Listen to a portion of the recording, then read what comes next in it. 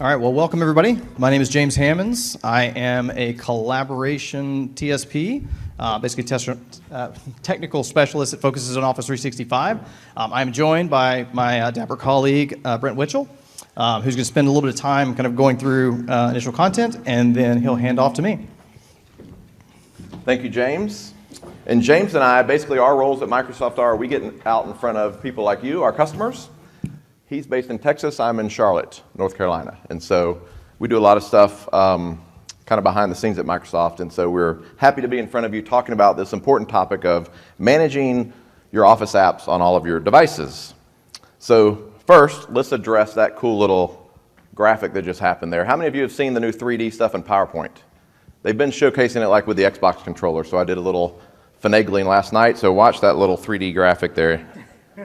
So I was like, how can we geek out a little bit with PowerPoint and still deliver some value in this session? So anyway, first and foremost, hopefully you didn't show up thinking we're going to talk about click to run and how to manage Office on a PC. There's a ton of those sessions throughout the week. We'll show you at the end all of those sessions. You're welcome to get the slides that we have and go and visit as many of those as you want. So we're here really to talk about all the investments we've made in cross-platform mobile experiences, adding value to your investment in Office 365, right? Specifically, and we'll get into the evolution of kind of Office 365 in a moment. So last year we had a very similar session, and I showed you this slide and said, hey, look at all of the apps that Microsoft has dedicated developers writing all these experiences and providing to you across iOS and Android, right? So now, what's really cool is, look at the little 3D guy. Now, fast forward to this Ignite, and there's 7 extra critical apps that we've now brought to the respective app store, right? So if you look at those, we've got Visio now available on cross-platform. We've got the managed browser, which is pretty key to a lot of security-minded folks in the audience. We've got Microsoft Flow. We've got Microsoft Power Apps. We've got the To-Do app, Planner, and then my favorite of all, Teams. And so what we're going to do is we're going to talk less about all the app experiences, which is what we focused on last year, and we're going to really focus on the management of those apps. So first and foremost, a lot of you are probably saying, hey, it sounds neat. You've got all these cool experiences that you're able to put on in the hands of all of our employees so they can go be productive, but how do we secure everything? So we're really going to take a look at not only security, but every aspect of how do you onboard someone, how do you manage the apps, how do you manage the user, how do you manage the data, and then, as I like to say, what if somebody gets hit by a bus? James would change that and say, what if someone wins the lottery? But how do you offboard someone, okay? So that's really what the tour is going to look like. And so the objective is pretty simple. We're going to talk to you really, James and I were discussing this, and a lot of customers come to us and say, hey, what do we need to get from Microsoft to do the things that you're going to show us today? And so we're going to talk to you about that for a moment, and then we're going to really show you demos. Everything's demo from that point on around how do you enable mobile users, how do you deploy and manage the apps on those devices, what are the options there, how do you protect the data? That's the most important thing that a lot of folks at the very end think through, and they're like, hey, how do we make sure that the data is only on the devices that we want them to be on? And then again, how do we offboard someone? How do we make sure that we clean up the data on a device that we're managing and make sure that somebody doesn't leave the company and have all of our secret sauce, if you will? So if you woke up this morning and you didn't go to any other Ignite conference, you've probably potentially never heard of the new Microsoft 365, right? And so I want to just, for a quick moment, reiterate what this is. So Microsoft 365 as a customer is just a package that you have available, and it literally is the best of Office 365, the best of Windows, and the best of our enterprise mobility plus security experiences, right? So when you think of Microsoft 365 as a customer, think, hey, it's everything I need to do whatever I want with Office 365 from a management, from an end user, and from a security perspective, okay? From Microsoft's perspective internally, it is very significant to us because it helps us align all of the resources to make sure that we have the best integration story across all of those assets that you could imagine. So for this particular session, we're really about, hey, how do you empower mobile users? So we're going to get rid of the Windows side for a moment. We're going to really focus in on everything that we show you is going to end up being provided by either the Office 365 part of Microsoft 365 or the Enterprise Mobility plus Security part. And so for an example, Office 365 Pro Plus, which is the part that gives you the ability to go and install Office on 5 phones, 5 tablets, and 5 computers, whether it's a PC or a Mac, that comes with Microsoft 365. We're also going to dive into device policies, right? So how can I control the devices and what they look like and the types of devices I allow to connect to my cloud services. We're going to look at application-specific policy, so how can I actually put some controls on the specific applications that I'm going to allow my users to use to connect to all of our information. We're going to talk about conditional access, and so that's a pretty exciting and fairly new investment for us that is now a reality, and so we'll talk to you about that. We'll also show you data loss prevention and how you can go in and very easily through one pane of glass configure DLP policies.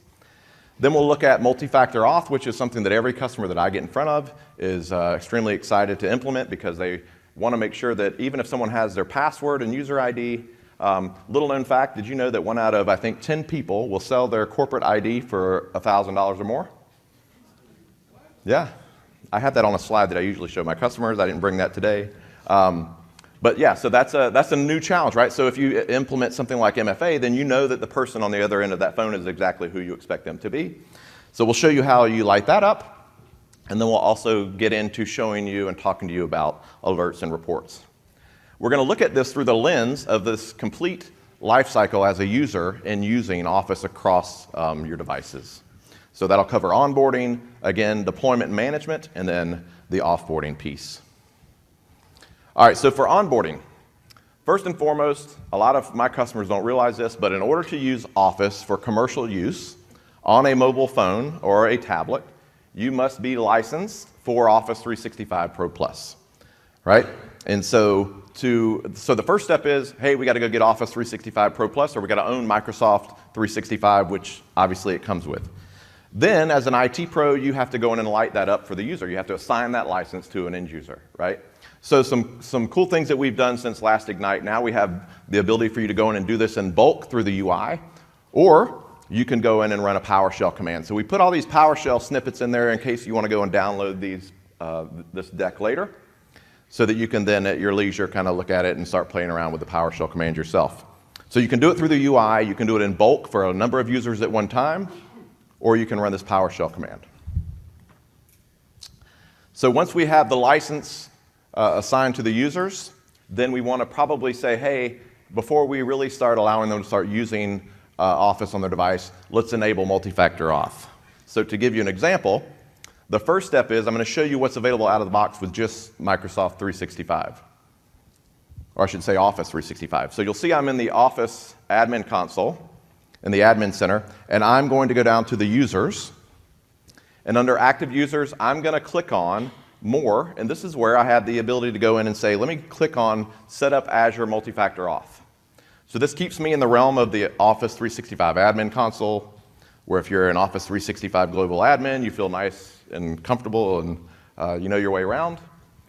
And so again, this is where you can go in and say, hey, I want to do a bulk update, or I'll just go select a user, and I can click on Adam here and go over and click on enable, and it's going to say, congratulations, you've now, as soon as you click the big blue button, you've just successfully implemented multi-factor auth for that user, right? So that's what's out of the box with Office 365. If we then look at the added value of, on top of Office 365, the Enterprise Mobility plus Security Suite, that's where we have a lot more options regarding multi-factor auth. So let's take a look at that. So first, I'm still in the Office 365 admin console here. By the way, we recorded these demos before the session in case we had some Wi-Fi problems. So this is just showing you, I can go in, this is still in the Office 365 admin console where I can say, hey, skip multi-factor auth if they're on our corporate network. Here's the different methods that will allow them to do multi-factor auth using whether it's call the phone, text message, etc. But I'm going to click on go to the portal down at the bottom, and that's going to be my first entry into the Azure portal. Okay? So Azure is where you really go in and start taking advantage of all the other capabilities on top of multi-factor auth. So I can go in and say, hey, allow only a certain number of attempts for multi-factor authentication. I can go in and say, hey, two-way text messaging timeouts after a certain amount of time. So you'll see a lot of the different configuration settings that are available because I now am in the Enterprise Mobility plus Security settings. I can also go in and configure caching, and you'll see that I'll click on a couple of these things here just to give you an idea of where you would go. And then I can even customize the voice message and say, hey, instead of it being Microsoft's default, I can put in my own voice message as it calls and says, hey, enter your PIN number or whatever we're going to ask you to do on the phone. Is that new? No, it's not new. I know that that's been a feature for a while of Azure MFA, so if you're an EMS customer. So then, one of the things that I'm going to do now is we're going to talk about deployment and management. So we've got MFA enabled. We've assigned the license. So now we're like, hey, we want to go and control kind of the experience. We want to make it easy for our users to get these apps that we want them to have available. And so that's going to bring us to Intune. How many of you are familiar with Intune? That's part of our Enterprise Mobility plus Security suite. Okay, great. So with Intune, essentially, it allows me to go in and create and add applications to what we call the company portal that's going to end up showing up on the device. So as soon as that user enrolls their device in Intune, it's going to put the company portal on, and then whatever apps I add to the company portal via the Azure console. So let me show you what that looks like. And again, this requires Intune standalone or Enterprise Mobility plus Security. So on my phone, you'll see that I have this company portal. So I've already gone in and I've enrolled my device. And so as a user, I go in, this could be the first launch, and it says, hey, here's the startup experience. You'll see I have all of my apps. It says, hey, there's Brent's iPhone. I'm going to click on all apps there, and you'll see that I have 3 apps that I've already published to all of my users. And so I've published Outlook, Office groups or Outlook groups, and then also Word. And so now I'm going to go over to the Azure portal. And I'm going to go down to Intune. And by the way, if you're not familiar with how to find Intune, just search for it up in the upper text box there. And it gives you a great quick access to go into whatever part of Azure you're looking for. So you'll see here, I'm going to go down and I'm going to click on Mobile Apps. And I'm going to click on Applications. And so what you'll see is I'll circle with a red pen here. I was using my Surface Book. And you'll see that in the Edge browser, I can use a pen there. So I'm going to circle Word. So you'll see, remember, I had Word, I had Outlook groups, and I also had Microsoft Outlook already listed in the company portal. And so what we want to do is we want to add another one. So I want to walk you through how we add Excel to that experience as well. Now, there's a couple other things that I'll tell you. When you're adding apps to show up, you can also say this is a required app. If I mark an app as required, it automatically deploys that app to the end user, right? In this scenario, I'm just letting the user select what apps to install, but you could absolutely force the install. So here I go into the Azure portal again, and I click on the app type. So I'm saying, hey, this is an iOS App Store app. I search for Excel. I click on it, and then I'll add it. And so this is very simple, straightforward. I'm adding the iOS Store Excel app to now my company portal. And I can go in and assign that to a selected group of people. So I'm going to say, you may have some apps that are available, like a specific in-house CRM app or something for one group of people. So this doesn't have to be iOS App Store apps. It could be any homegrown apps as well. So I'm going to make it as available. If I right there selected required, it would automatically install the Excel app on that device for the user. So now if I go take a look at my device again, I'll click on that company portal.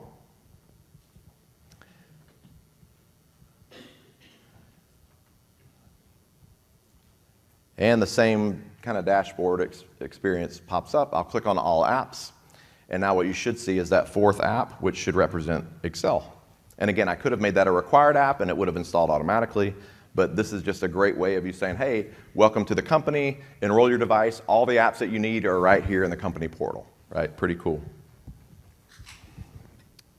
So now let's dive into device and application policies. And this is really about, hey, you're connecting to our data. How do we make sure that the data that you're connecting to doesn't end up on devices that we don't want it to end up on. So as an example, you're traveling, you're at a hotel kiosk, you're at the airport, you're at your in-laws for Thanksgiving, right? I want to make sure that our secret, toxic data that we want to give you the ability to go and interact with doesn't end up on that machine, right? So how do I prevent you from downloading it on your device? How do I prevent you from downloading it or saving it or printing it in a browser, right? So we can do all those things now.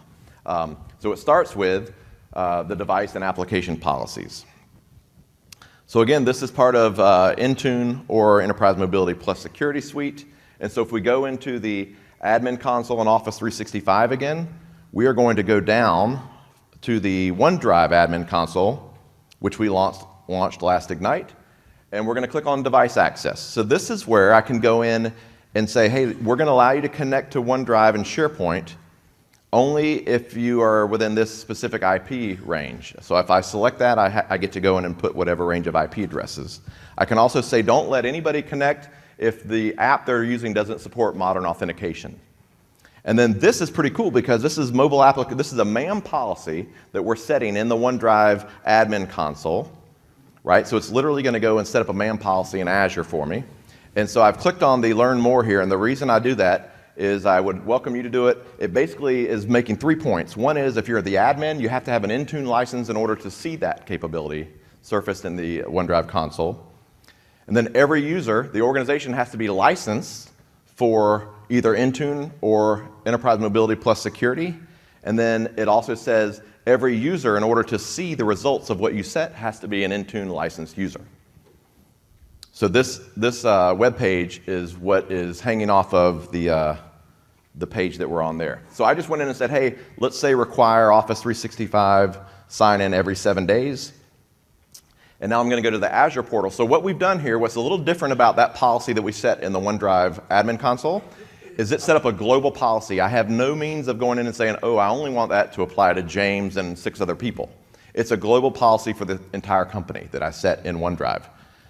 So then I want to show you what that policy looks like. If I go in and click on the app protection policies, you'll see at the very top the OneDrive mobile policy, and you'll see it says global. So I can't assign this to a group of users. It's assigned to everyone. If I create a new one, which I'll show you in a moment, it will essentially supersede whatever the global policy is in OneDrive. So if I put restrictive policies on a group of people, it'll be more restrictive based on those new policies that I've created. So this is just showing you that policy, I can go in, even in the admin console of Azure and Intune, and I can go ahead and change some of the settings if I want. So in OneDrive, we're setting a global policy within the Intune console. So now what I'm going to do is I'm going to go and I'll show you another one. So this is one that we created after we created the global policy, and this is a more restrictive policy. And so when I click on that, you'll see that I'm able to assign this policy to people because I created it in the Intune portal, right? And so I'm going to go in and say, hey, I want to assign this to 2 different groups within our organization. And then under policy settings, there's really, you'll see that I've locked it down and said, hey, prevent iTunes and iCloud backups. So I've toggled that on, right? So I'm preventing all of that data from making its way into some other cloud. I prevent save as. I go in and restrict web content to display in a managed browser, so they have to be looking at it through a managed browser that I mentioned at the very beginning. And then, one of the things, how many of you have ever heard of the walled garden approach with Microsoft and our apps? So basically what that means is we have corporate managed apps that we allow you to mark as corporate managed within Intune. And so we can literally go in and using these settings that you're looking at here, we can say, listen, we're fine with you. Let's say you open a Word document from OneDrive for Business, and it has some, it's a proposal, and it's got some secret or sensitive data in it. Well, you certainly wouldn't want somebody to paste that information or copy it and then go to Twitter or Yammer or even their consumer OneDrive account or their consumer Outlook account and paste it into something that's outside of the control of your organization, right? And so when I go in and I turn on these different settings here, so for example, allow apps to transfer data to other apps, well, it says only policy managed apps. So any other app that I dictate is a policy managed app we can then copy and paste information back and forth and transfer information back and forth. So it prevents me from being able to take information from a PowerPoint presentation that has some sensitive data in it and putting it into Twitter or Facebook. We literally prevent you from ever doing that on your device of choice. And so that's pretty, you can start seeing how now we're filling in all the gaps from the management of the user, the management of your data, and protecting that sensitive data and making sure that we're able to give your users a great experience while making sure that the data doesn't get into the wrong hands or on the wrong device. So finally, I'm going to talk about conditional access, and I'm going to hand it over to James here. So conditional access is a fairly new investment for us. We've been working on it for a while, but it's just come to fruition recently. And this actually leverages two pieces of our Enterprise Mobility plus Security Suite. So it leverages Intune plus Azure Active Directory Premium. So the way this works is, if I go into the Admin Center, instead of the OneDrive Admin Console, I'm going to start by going to the SharePoint Admin Console. So again, you'll see the integration that we have between Azure and Office 365. So when I click on SharePoint, very similar to OneDrive, you'll see that I have this access control link at the bottom. So when I click on that, it literally tells me here, hey, you need to go in to the Azure portal and do a couple things in order to light up conditional access for everyone. And so you'll see that it says, hey, to do this, you're going to need Azure Active Directory Premium and Intune. And it says, hey, go into the Azure portal and create these two policies. And so I'll show you what those policies are in a moment, but we've already created them. And then you'll go down to step number 2. And step number 2 is where I can say, hey, select the appropriate SharePoint enforced restriction. So everyone here hopefully knows that OneDrive conforms to whatever we do in SharePoint. And so I say in this setting, allow limited access, web only, without download, print, and sync commands. Block downloading of content. So this is the in-laws scenario, right? Hey, you've logged in to your in-laws machine, right? So you can go and interact with the files that you have within your OneDrive or SharePoint location. But what we're not going to allow you to do is download that. We're not going to allow you to click sync and have all of that secret sauce content come to your in-laws machine, and after you leave, it's sitting there, on their machine. So if I go into the Azure console and click on Intune again, I will go down to conditional access. And there's really two policies that I create, right? So I follow the instructions on that in the SharePoint admin console. So I created an app control and a browser control. So those two there that I'm hovering over. So when I click on the app control, I don't need to delete it. So when I click on it, you'll see that I've gone in and set that to my liking to make sure that it's locked down. So the main things you want to look at is, hey, what conditions am I looking for? And so the first one is, what device platforms are you targeting? And you'll see that I've gone in and said, hey, I want Android, iOS, Windows. Notice there's a Mac OS in preview, right? So conditional access for Mac OS is coming, right? So that's pretty significant, and a lot of customers have been asking about that. So what we're looking at here is, hey, what actions are we doing? How are we granting access? So the way that this works is, if any of those three things are met, we are going to allow access to the data. And so require multi-factor auth, require device to be marked as compliant, and then require domain join. So literally, we can say, hey, is the device you're connecting to either managed, or is it a domain join machine? And if it's managed, then we consider it compliant. And so if I go in and look at this is the one for a browser only. So I say, hey, grant access only if they're able to come in and provide an MFA, another second form of authentication. And then what do I want to confine them to? Well, I want to say they have to come in. This is applying only to a browser. And remember, in the SharePoint portal, I said, if you're in a browser only, block the download, right? So at this point, I've set up a browser control, right, policy, and I've set up an app policy. And so what I'm going to show you is the results of doing this from a browser. So I'm at my in-laws and I want to sign in. So I go to the portal, portal.office.com. I try and sign in. There's my sign-in screen that's been branded with my company logos and such. I enter my password, And so the first thing it does is said, oh, well, you're coming from a in private browser session or some IP we don't know. So we're going to challenge you with a second form of authentication. So I get my phone rings, I pull it out, I basically get the PIN number, I type it in, and it says, great, you've now gained entry into your OneDrive, right, to Office 365. But we're going to confine you to some specific things that you cannot do.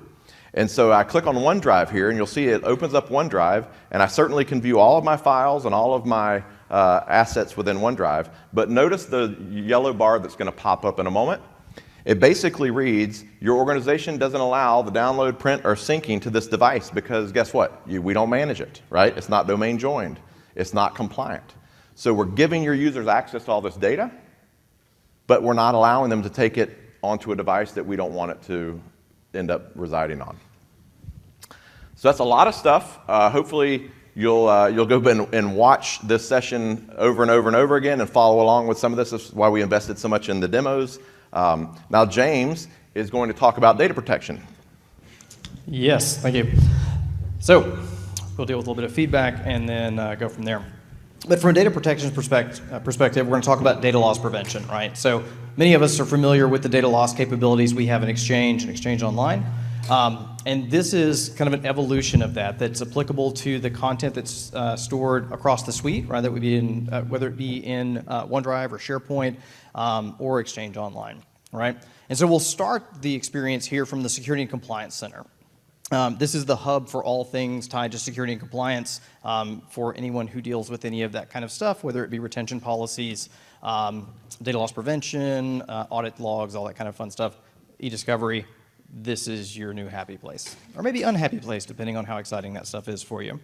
So what we'll do is create a new policy here, and we'll start off by giving it a name, or sorry, by selecting the sensitive data type that we're looking for. We're going to start off with HIPAA in this instance, and then we're going to go in and name that policy. I'm not very creative here, so we're just going to leave the default.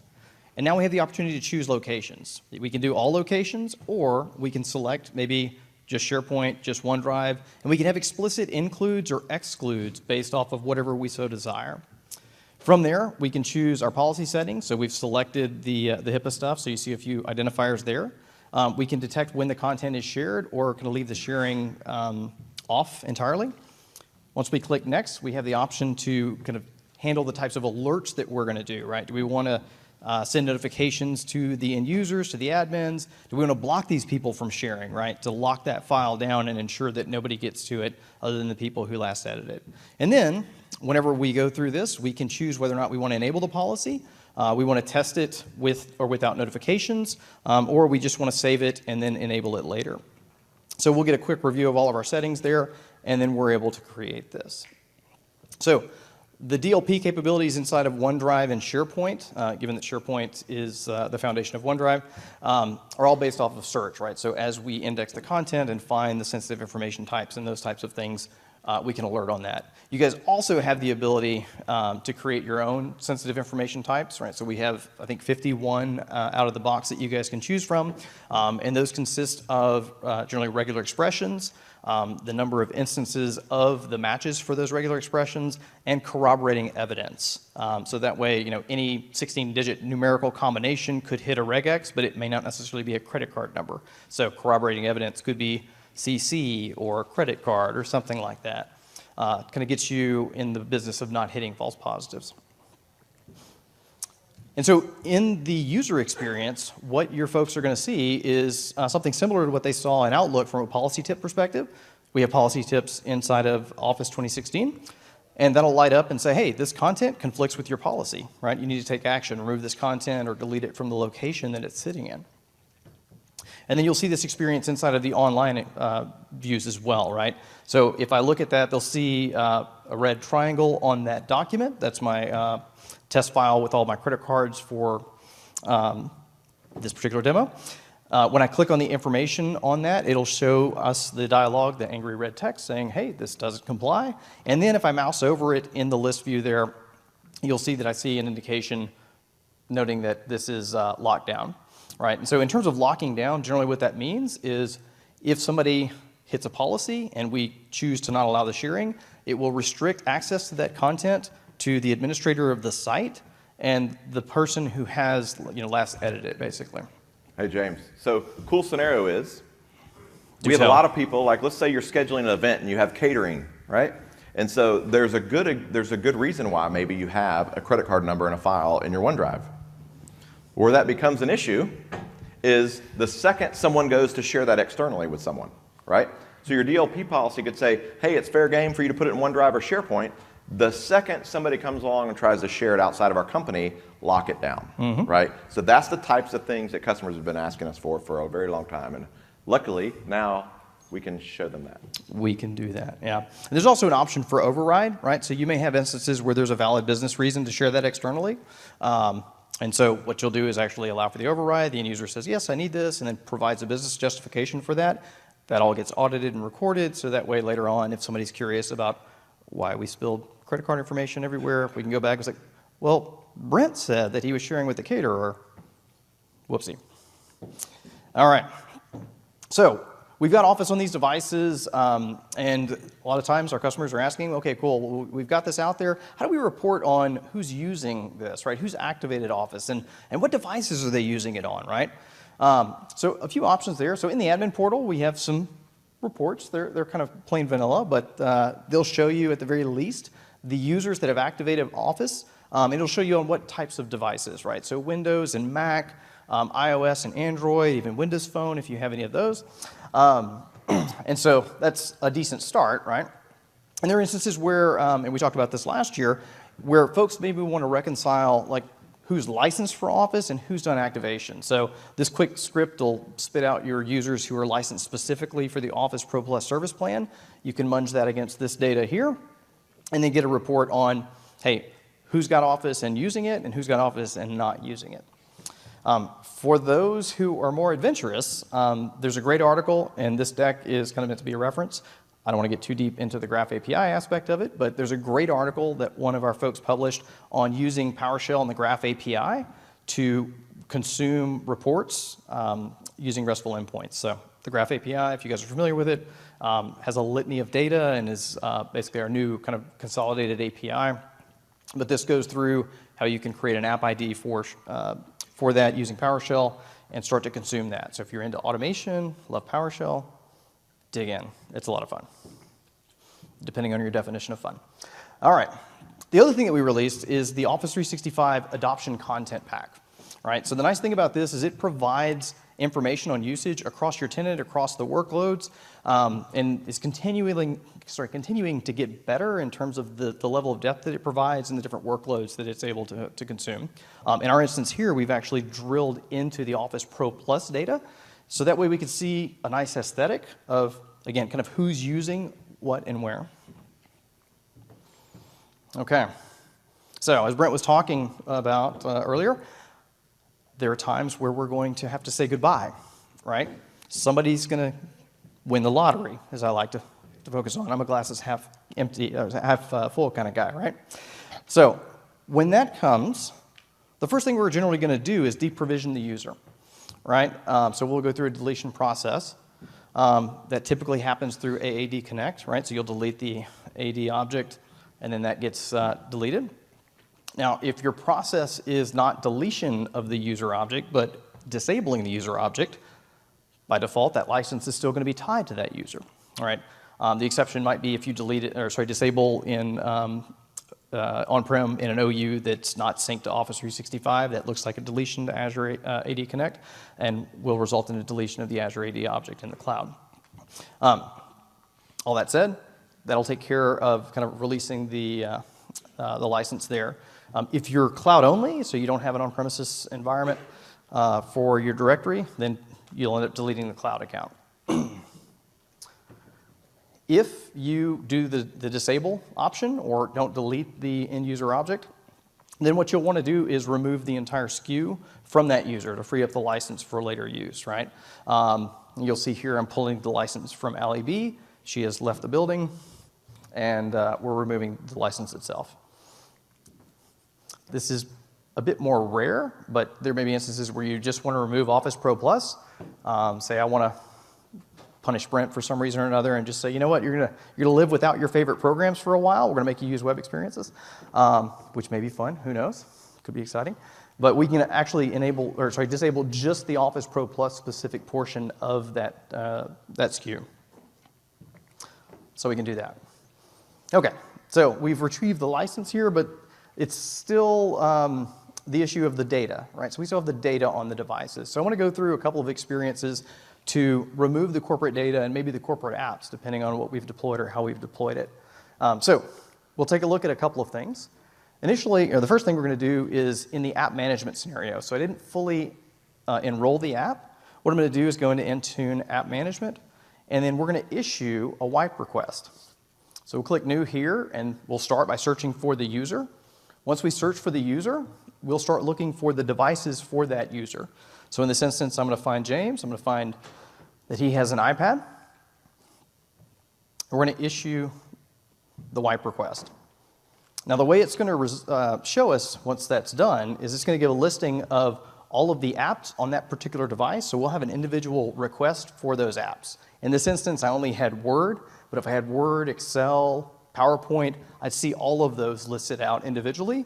And so I could track the status of those requests and confirm that those were completed. And my data, from a corporate perspective, is removed. Now, the individual's users' data, their personal data, pictures of the cats and all that kind of fun stuff, that's still there, right? So we're not going to be touching that. Now, that's, again, the app management scenario where we've just done the man without enrollment. If we did a full enrollment of the device, then we'll go through Intune and then click on our devices here. I recorded this on the Wi-Fi at the conference, so we get to learn patience. All right. So once we click on devices here, we'll click all devices so I can see a list of those devices. And then on this, because we're looking at the device level, we don't have to search for the user, but we could filter by the UPN of the user to see the devices there. And so we'll see remove company data there. So this, again, will just remove company data, right? This will also remove company apps. So if we've published apps in the way that Brent showed us earlier, it'll remove those apps along with the data that came across. You'll also note there's a factory reset option. That's the real deal. So if you have somebody that lost a device or something like that and wants the entire thing to be completely wiped, factory reset's the way to handle that, okay? But tread lightly when it comes to factory reset. Most people frown when you delete the cat videos. So if you just do the selective wipe, all their contacts, all of their pictures, all of their personal email, everything remains. Absolutely. Yes. Okay. So that's how we deprovision our users and get our applications as well as our data off of there. As Brent said, this focus was kind of on the mobile experiences, managing those types of things. We do have a litany of sessions that cover all manner of scenarios when it comes to deployment through SCCM and all the updates and things like that. They're recorded sessions as well, but this is a great sampling of the content we have around Pro Plus. We also want to call out Fast Track. So if you guys have Office 365, Fast Track is generally available to you. And there to help you onboard, kind of migrate email, do all of the things listed out here. One other thing that we've done is announced Fast Track to help you with devices, with collaboration, with voice, security, user adoption. That's one of the things that customers generally like a lot of help on. It's great, I've got this stuff, we've migrated. How do we ensure that people are getting the best value out of this, right? And then also admin tools, so console reporting and those types of things, set it up guides. One of the things in terms of just getting this rolled out and being successful with it is this is kind of our path and kind of key requirements for getting this, getting successful Office 365 deployments, right? Helping to figure out, what does it look like from a stakeholder perspective? Understanding the scenarios for your business. So what scenarios matter? And then what's the kind of required to be able to get that stuff going?